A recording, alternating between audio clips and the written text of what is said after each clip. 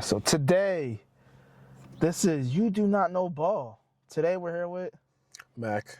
okay, all right, Mac with a MacBook. Okay, yeah, and your one and only Jay. So today we're gonna be talking about Matthew Golden. He's a receiver at Texas. Now Texas, they're starting to look like wide receiver U. They producing a lot of good receivers. They're producing a lot of good receivers. But he's potentially going to be a first round pick. He is going to be a first round pick. I think he's like the third best receiver coming out. He's very tricky because in the beginning of the season, he was a third round pick. Then in the mid season, he became a second round. Then now the draft's about to come in a couple of days, and he's a first round. So it's when you see a receiver that was ranked, you know what I mean, as a third, then he went to a second, then now they about to be a first. Yeah. That means he has a lot of potential because, you know what I mean, it's like the more you see him, the more you realize, yo, he's really that good. So once you see that type of skill set and that talent, that's somebody you can actually take a chance on.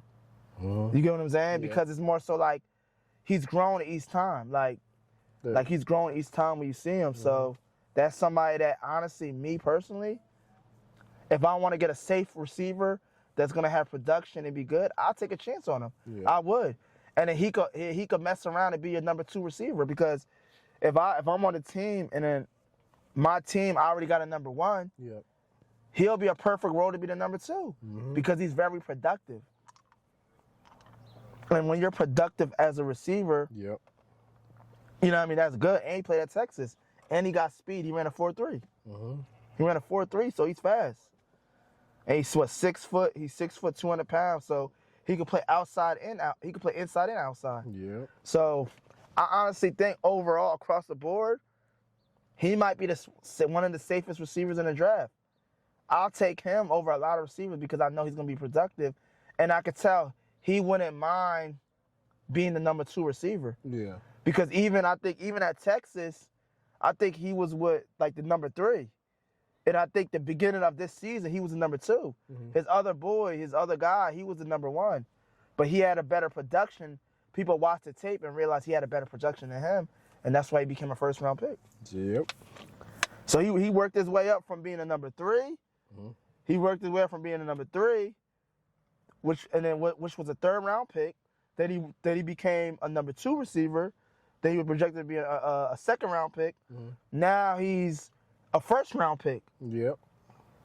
So as a NFL team, he wouldn't mind if you want somebody that want to play that role as a number 2. He'll be the perfect fit for it because he already went through all of that already. So you consider him a generational? Nah.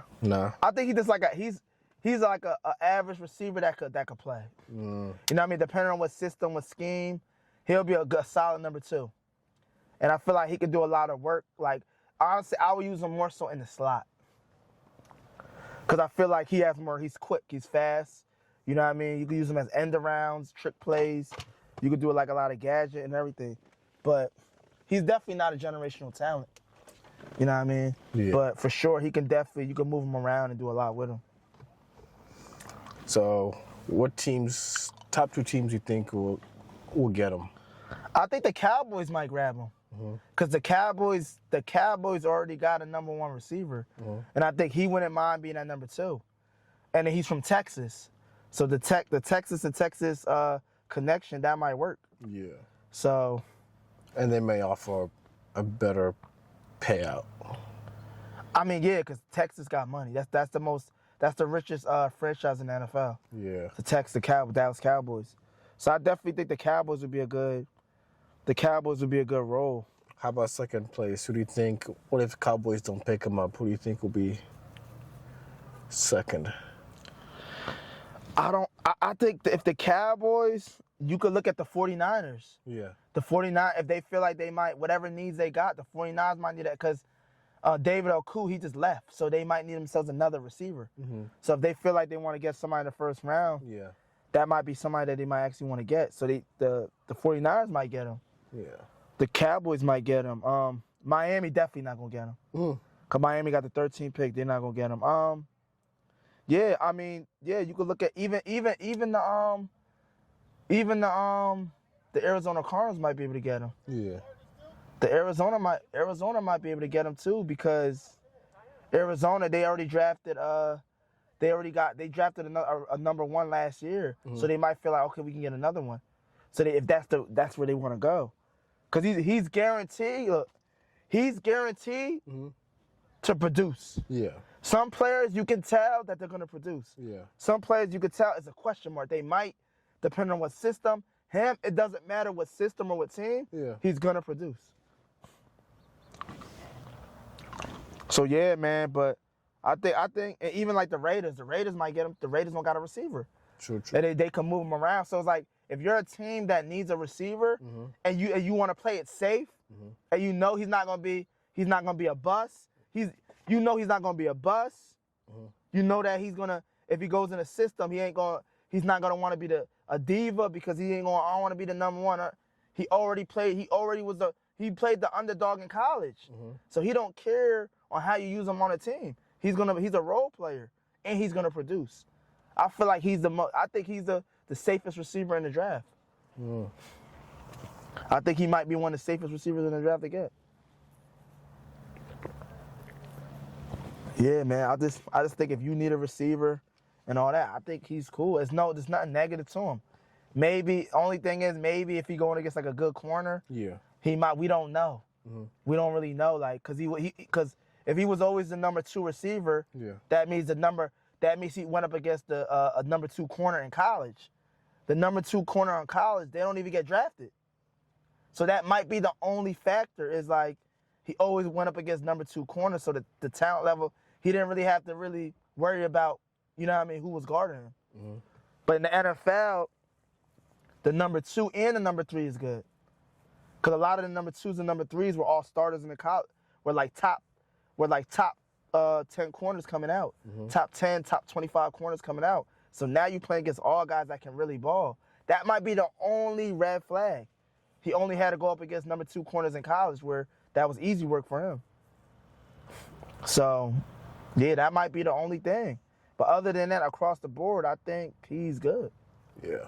Yeah, I don't think there's no flaw in his game. I think he's a safe receiver to get. Any injuries? No. No injuries. Yeah, nah. He's just productive, man. I feel like his role in college as being a number 3, then being a number 2. I felt like his role is like he kind of. It's like, I think if you was, let's put it like this, if you was a college wide receiver, right, and you want to make sure you get drafted, play his role. Be the underdog, be the number 2 receiver. So guess what? You're going up against the number 2 corner in college, which is a nobody more likely, and you're going to dominate on him, and then you're going to put up crazy numbers, and then you're going to get drafted. Yeah. You know what I mean? I feel like his role was the smartest and safest role to do. But the biggest red flag behind that, he might have never had to go up against good corners. Yeah. So that might be the only thing on that. Yeah, fair. But other than that, I think he's highly productive and he's really good. Like, yeah, that's my thing on him. I think, yeah, he's the safest receiver to draft. Yeah. So I'll definitely take him if I need a number 2. I'll definitely draft him if I need a number 2. Maybe not a number 1. I don't see him as a number 1 receiver, though. Yeah. That's the only thing. But I think his role as a number 2 will be as effective as a team's number 1, if that make any sense. Don't draft him as him being your number 1 receiver. Don't do that. I feel like that's another thing that, as a scout, you can't look at him as being the number 1 guy. Draft him as a number 2. So if you're a team that has a true number 1, bring him along. You're going to do some damage. Yep. All right. Yeah, man. All right, man. We'll see how his play goes, and yeah. All right, man. Yeah, we're going to see. We're going to do a video on him, man. Yep, no problem.